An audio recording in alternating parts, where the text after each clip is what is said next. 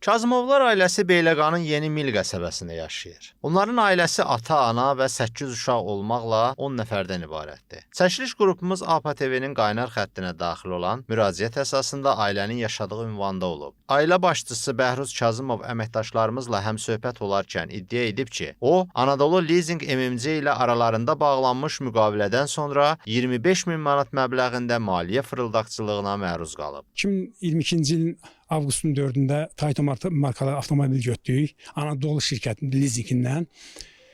Bizim orada 17 min köçürməmiz oldu. 6 ayda 1228 manat pul ödədik. 6 ay tamam olanda biz yaxınlaşdıq banka, yenisi ilə onu əvəzləşdirdik. Eyni Prado'dur, eyni 2012-ci Prado'dur. Dəyişdi, bizim onda 24.400 manat pulumuzu ikinci maşın üstünə qoyulmadan bizi yanlış məlumat verdi də ki, ikinci maşın üstünə qoyuruq 24.400'ü, o da qoyulmuyor. Məsələyə bir qədər də aydınlıq gətirmək üçün mövzunu daha dərindən araşdırmaq qərarına gəldik. Araşdırmalar zamanı bəlli oldu ki, iddiaçı sözü gedən avtomobili paytaxtda yaşayan qardaşına verib. Onun müqabilində isə o öz ailəsinin yaşaması üçün qardaşından aldığı evə yığışıb. Amma Anadolu Leasinglə aralarında yaranan problem onu həm Pradosuz, həm də evsiz qalma təhlükəsi ilə üz-üzə qoyub. Necə deyərlər? Əli aşından da olub, vəli aşından da. Bəhruz Kazımovun dediyinə görə, problem yaranan gündən 45 günlük gecikməyə görə qarşı tərəf 12 min manatdan çox da dəbbə haqqı yüklüyüb. Həyat yoldaşı onkoloji xəstəlikdən müalicə alan ailə başçısı qarşılaşdığı problemə aydınlıq gətirilməsini istəyir.